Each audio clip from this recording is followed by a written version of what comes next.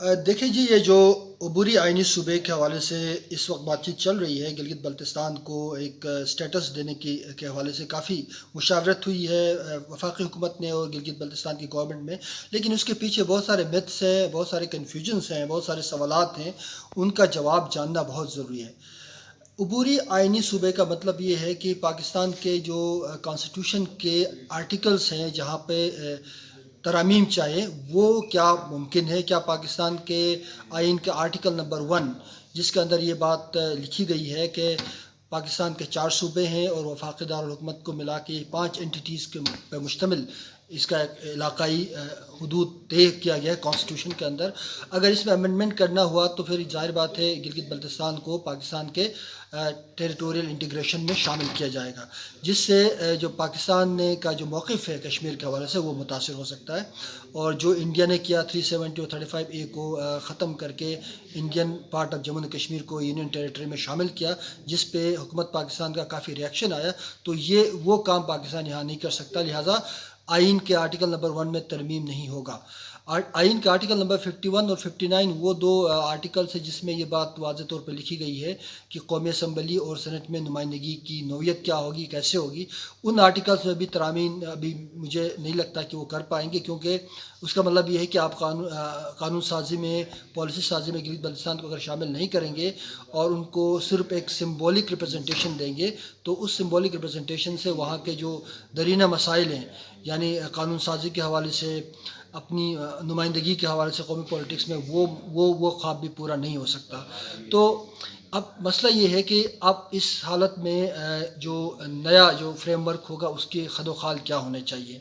تو اگر آپ UN کے ریزولوشنز دیکھیں جو ریاست جموں و کشمیر کے ڈسپیوٹ کے حوالے سے ہیں، تو ریزولوشن نمبر 47 ہے جو UN کے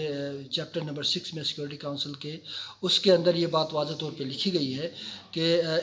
ریاست جموں و کشمیر کے تمام علاقوں کو، گلگت بلتستان سے لے کے Indian part of Kashmir, Pakistan کا آزاد کشمیر، یہ سارے ملا کے ایک جب تک یہ ریاست جموں و کشمیر کا قضیہ حل نہیں ہوتا تو ان کو اندرونی خود مختاری دی جائے، اور اندرونی خود مختاری کے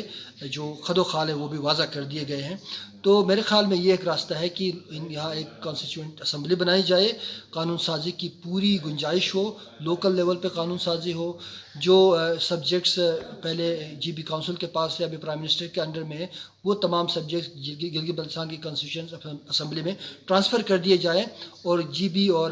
کشمیر افیئرس کی منسٹری کو ڈیزولو کیا جائے۔ تو یہ ایک طریقہ ہے جس سے وہاں کے بنیادی معاملات پہ، لیجسلیشن پہ ہو سکتا ہے۔ دوسری جو اہم بات ہے وہ ہے ریونیو جنریشن پہ فوکس کیا جائے، یعنی گلگت بلتستان کے اندر ٹورزم ہے، مائننگ ہے اور ہائیڈرو پاور پوٹینشیل ہے، ان 3 ایریاز کے اندر گورنمنٹ انشور کرے انویسٹمنٹ ہو، تاکہ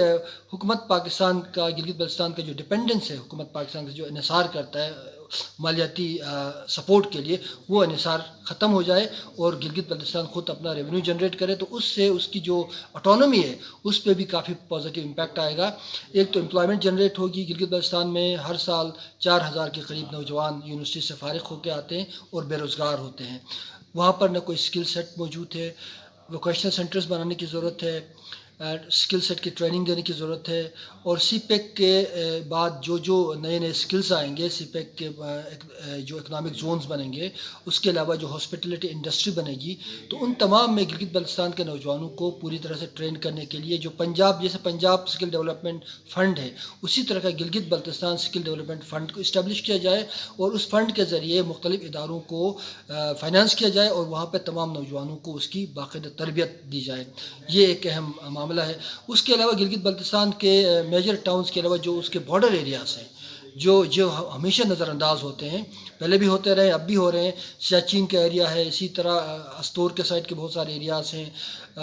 وہ ایریاز ہیں جہاں پر کبھی بھی زیادہ حکومت کی ترجیحات نہیں رہی ہیں، پرائرٹیز نہیں رہی ہیں، ان ایریاز کے لیے ضروری ہے کہ ڈیولپمنٹ کی جو پلاننگ ہے وہاں کیا جائے، ڈیولپمنٹ کو ڈسینٹرلائز کیا جائے، وہاں کے نوجوانوں کو